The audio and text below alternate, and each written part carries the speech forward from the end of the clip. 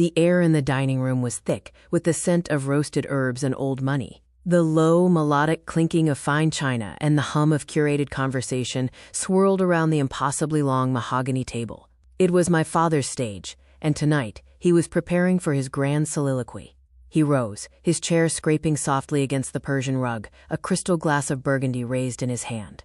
A self-satisfied grin played on his lips, the kind that preceded a pronouncement meant to define the room. "Family, friends," he began, his voice a practiced, resonant baritone that demanded silence and received it. "Tonight, we gather to celebrate a true achievement. We raise our glasses to the daughter who has truly grasped success, the one who has made the Reed name resonate in the halls of genuine accomplishment. Before we move forward, I'd love to know who's watching. Where are you joining us from? Drop a comment with your city below. And after you've seen how this all unfolds, I want your honest take. What would you have done in my position? Be honest. We read every single comment. Let's begin.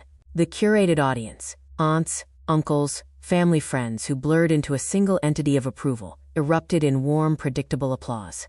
My mother, seated to his right, brought a linen napkin to the corner of her eye, a performance of maternal pride so flawless it could have been choreographed. My sister, Cassandra, offered a modest, downward glance, a smile touching her lips as she basked in the directed spotlight. It was a perfect tableau of familial triumph. I sat at the far end of the table, a place that had always felt like my designated territory. The weight of his words, so deliberately chosen, landed not as a blow, but as a precise, surgical cut, sharper than the sterling silver steak knives laid out before us. "Oh, Dad," Cassandra said, waving a dismissive hand, her laughter a tinkling bell. "You're too much." He smirked, his eyes glinting. "Nonsense. It's important to delineate. The world needs to understand the chasm between true ambition and, well, squandered possibility." His gaze, cold and deliberate, slid down the length of the table and settled on me. It was a physical touch, a brand. Every head turned in unison, following his lead.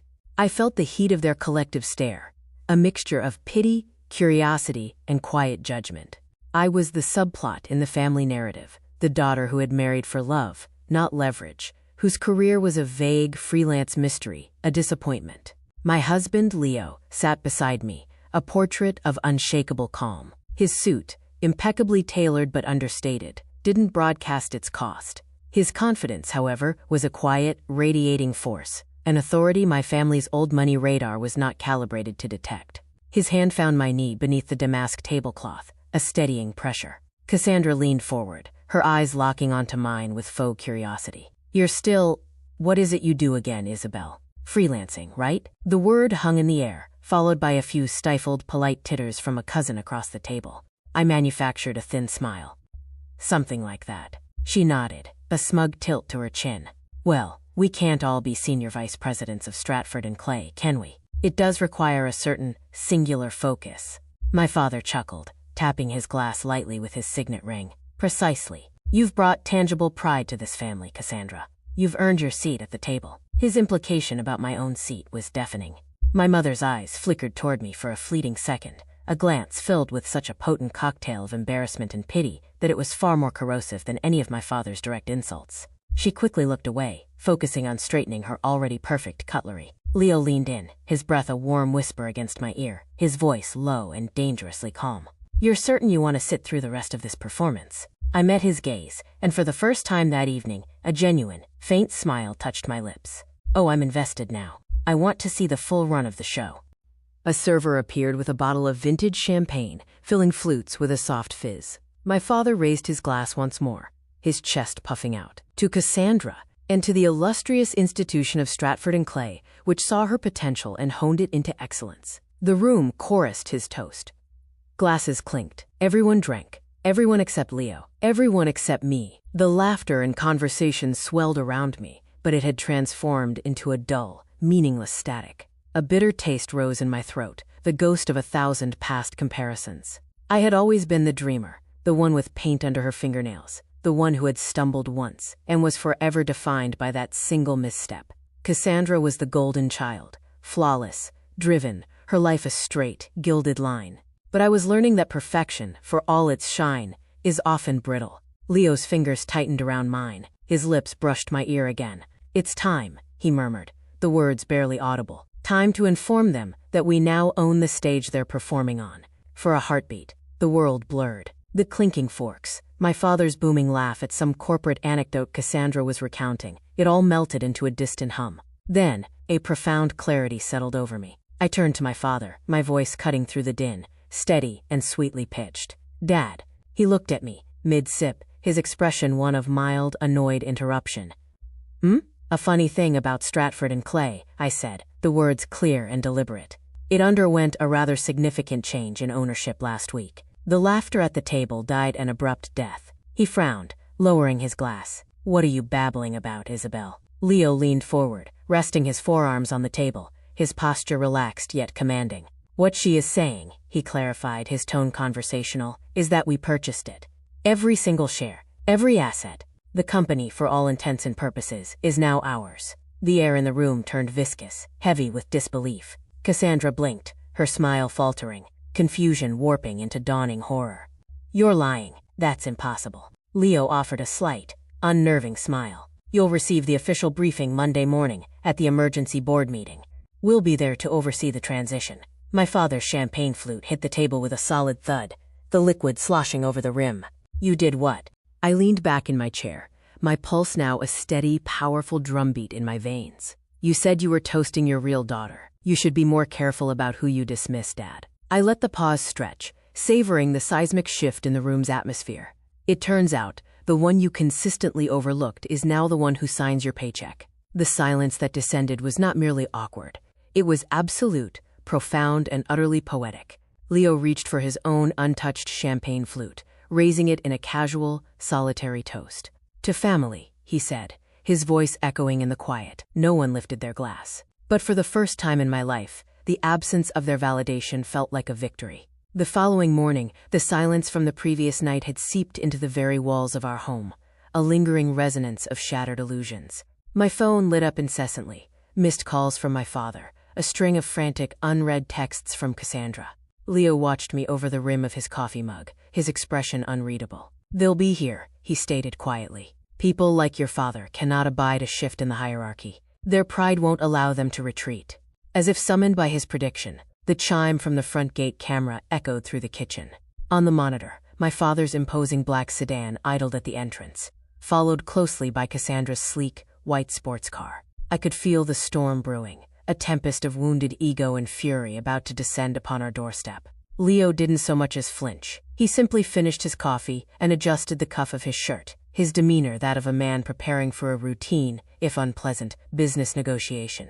The doorbell rang. A single, hard, impatient press. When I opened the door, my father stood there, his face a mottled shade of crimson. He clutched a crumpled manila folder in his fist like a weapon. "You think this is a game?" he barked, dispensing with any greeting. "You humiliate me in my own home, in front of my guests, and now you're peddling these fantasies."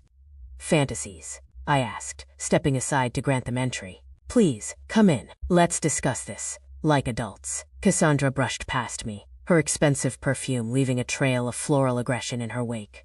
"Dad, don't bother. There is no way they could have pulled this off." "The board," I would have been informed.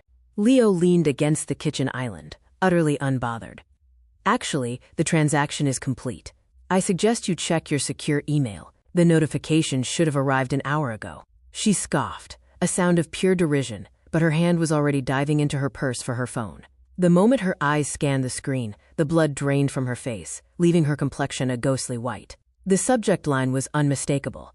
"Urgent, change of ownership and mandatory all-hands meeting, Stratford and Clay Enterprises." Her voice was a cracked whisper. This can't be real." "It's very real," Leo said smoothly. "The majority shareholder was looking for a quiet, dignified exit. We made an offer that reflected the company's true, untapped potential. You'd be astonished how many doors open when you lead with respect, not intimidation." My father turned his fury on me, his voice trembling with a rage so profound it seemed to vibrate in the air. "You orchestrated this behind my back?"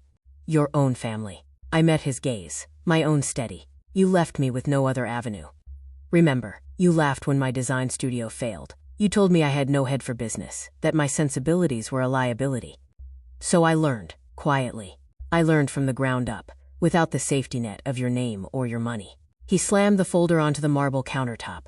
"You think this makes you superior to us?" "No," I replied, my tone unwavering. It makes me autonomous. Cassandra rounded on me, her eyes brimming with furious tears. You couldn't stand it. You couldn't stand that I had finally achieved something they valued. So you had to tear it all down. Tear it down?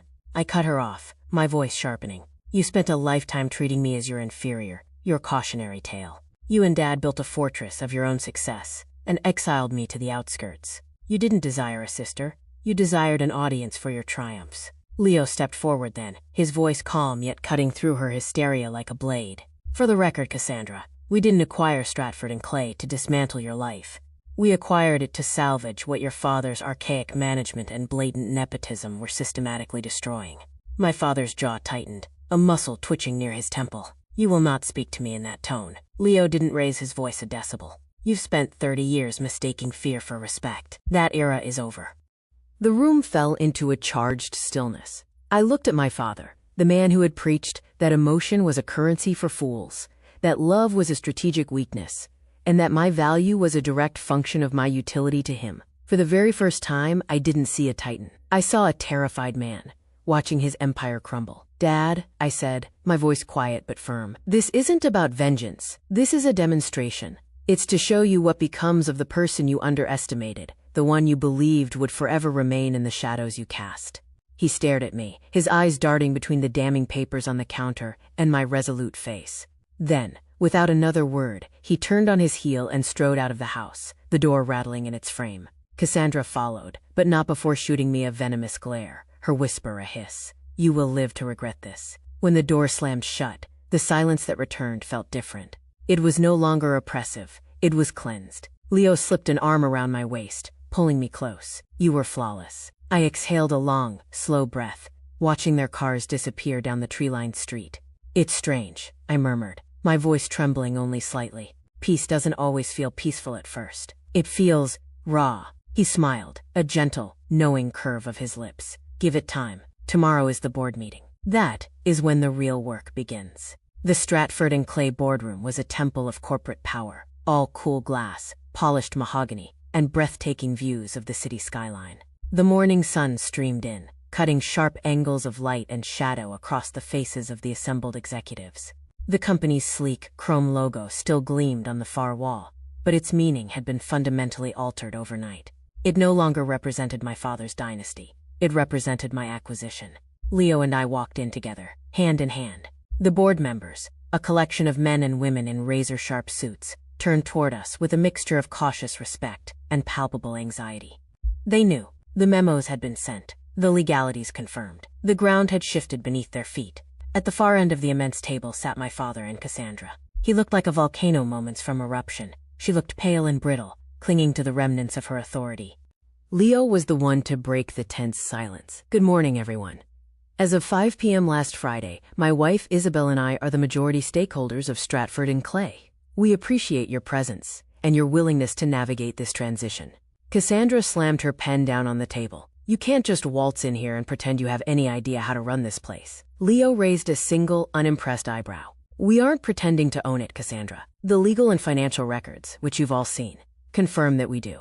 A quiet, nervous ripple of laughter moved through the room. A few of the longer-serving executives shifted in their seats, hiding smiles behind their hands. My father's glare was incendiary. He rose to his feet, his voice a low, threatening boom. You have no conception of what you've done. This company is not a toy. It is the culmination of my life's work, 30 years of blood, sweat, and vision.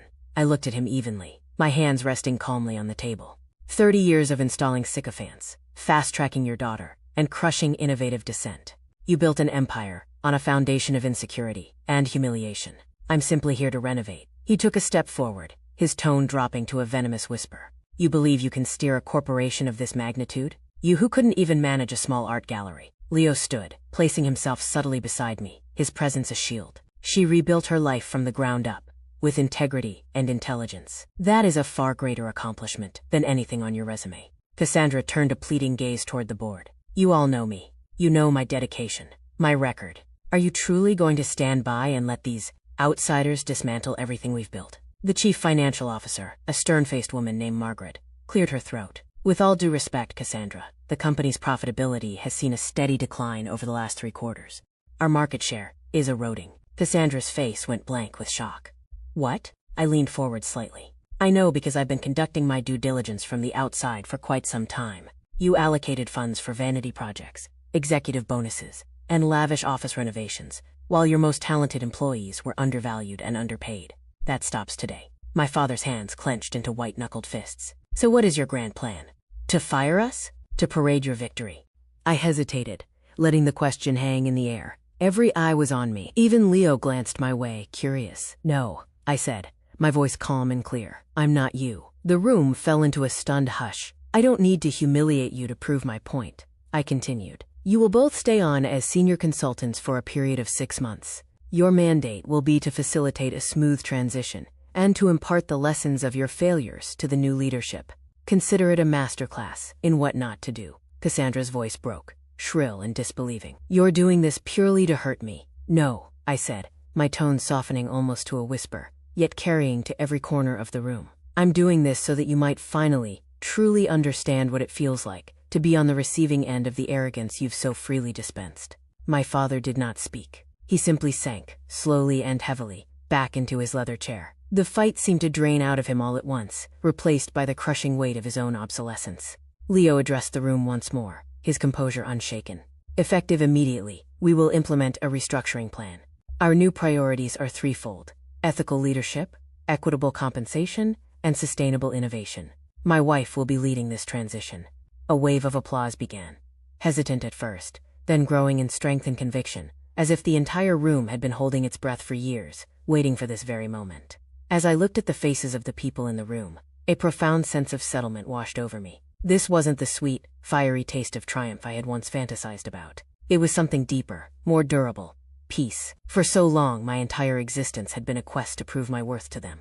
Now that I had, I realized the ultimate freedom was in no longer needing their acknowledgement at all. When the meeting adjourned, I walked past my father without a word. He didn't look up from the table. Cassandra sat frozen, staring at her phone, scrolling through a cascade of messages from colleagues whose allegiance had already pivoted.